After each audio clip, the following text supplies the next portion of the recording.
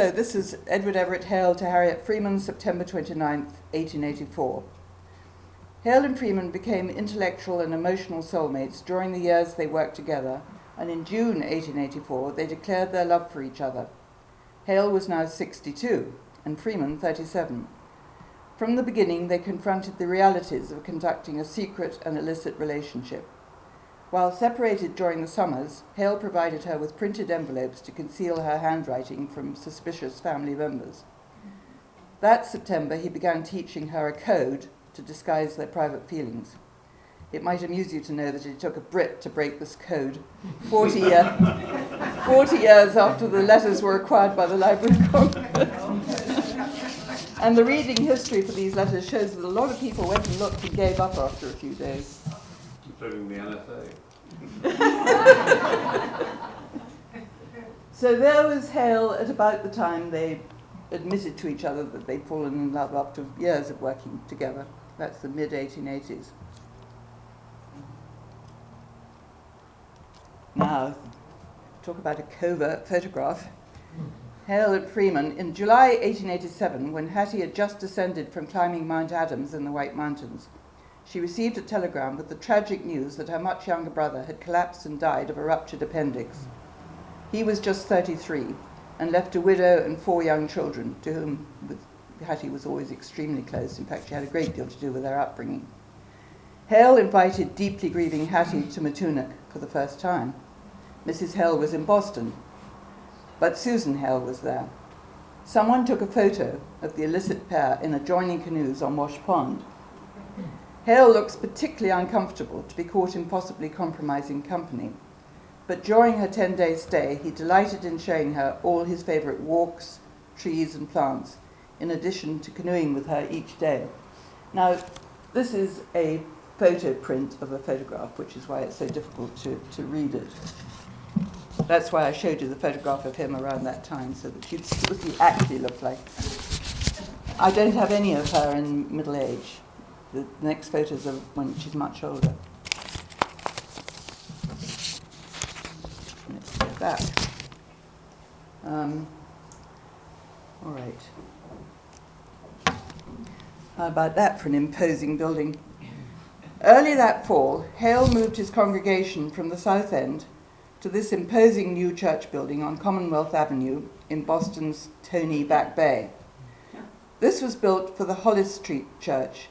However, it had run into serious financial difficulties, so it was decided to merge the two congregations. Despite his greatly increased responsibilities and celebrity, Hale insisted on escaping to spend 5 days with Hattie in Bethel on the main side of the White Mountains. In her state of mind, he felt he couldn't let her down. And besides, as he often declared, a year was never complete unless he witnessed the glory of New Hampshire's fall leaves, and that was what he told Mrs. Hale when she complained that he shouldn't be disappearing off when he just opened his new merged church. Oh, sorry, done it again. This is rather a lovely photo I found in the library at Woods Hole. Hattie was forbidden to attend Vassar by her father, but she found roots to study science locally. She was a member of the Women's Education Association of Boston, whose initiatives enabled many women to study science at college level. Note the ratio of women in this photo of students at the Marine Biology Laboratory in Woods Hole in the 1890s. Although Hattie was never a student there, she did study at its predecessor in Annisquam, where she would have engaged in similar activities to those shown here. And she was on the corporation board of the Marine Biological Laboratory for 20 years, from its founding in 1888. That year, her father died. Her invalid mother had died 8 years earlier, and she inherited the Boston townhouse, the country house in Pepperell, and a very considerable income. Independence. With her studies at the Boston Society of Natural History and Boston Tech, and the multiple botanical and geological field trips she took as far afield as Alaska and Yellowstone National Park, she'd become an accomplished scientist. Having sold the Pepperell house, she decided to rent cottages in the White Mountains in the summers. Thus, it was she who witnessed the terrible depredations in the forests there, and drew Hale's attention to the problem when he visited. I'm going to go very fast over the happiest years of their relationship because my real story comes later. So here is an example of the kinds of letters she wrote him. She's very happy, although he's just about to go to England with his wife to see two of their sons, and she's going west on a field trip. She's happy because he's in her house upstairs taking a nap. And she ends in shorthand that she wants to run upstairs and throw open the door and beg him to kiss her. The next one, they did manage a number of assignations together away from Boston, and this was at Mohonk Mountain House, as it's now called, that huge resort hotel in the southern Catskills, and he has signed in for both of them in adjoining rooms. So between 1892 and 1895, Hattie was a special student in biology and geology at Boston Tech. These were generally happy years for her, in her relationship with Hale, as I've just mentioned. However, in 1896, she'd begun expressing her frustration over her inability to find satisfying scientific work, and she acknowledged her loneliness during their long summers apart. This and her falling income due to the severe economic depression at this time, remember the Depression of 1893, which lasted for several years, led to an extended period of serious mental depression, for which she was treated in 1898 by Silas Weir Mitchell, a celebrated neurologist in Philadelphia.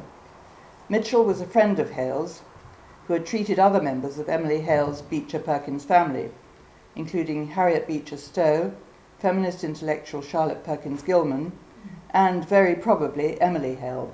And you think that he treated Emily Hale, I saw in one of your talks. Yes. I need a bit more evidence, so I'll have to talk to you about that.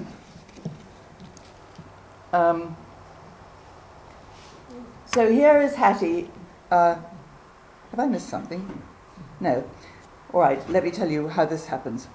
Hale retired as senior minister of the South Congregational Church in 1900. At that point, he became emeritus minister. By that time, Hattie had recovered her health, her income, and her Union Park house, which she'd vacated early in 1898 when she felt unable to afford it. And that was the cause of her depression, because that was where they met, of course. She'd made a home from home for him in that house. Now began the period when she reinvented herself. She realized that science had become professionalized to the point that only those with advanced specialized degrees were taken seriously, which some historians have attributed to an exclusionary male backlash against less formally trained women scientists. Instead, she decided to throw her renewed energies into independent study and natural history field trips with her like-minded friend and travel companion, Emma Cummings, which they would describe at length for Hale with a view to publication, and he did help her to publish 2 of those in the Chautauquan. What they observed on these trips raised their consciousness about the threats to unprotected nature. Hattie also began renting cottages on an estate in the upscale White Mountain resort of Intervale, and that's where he is with 2 of her nieces and Hattie's cat, Buffy. From 1901 until the summer before his death in 1909, Hale joined her there for up to a month each August, accompanied initially by his wife, and then by his daughter, sometimes joined by Hattie's 2 oldest nieces.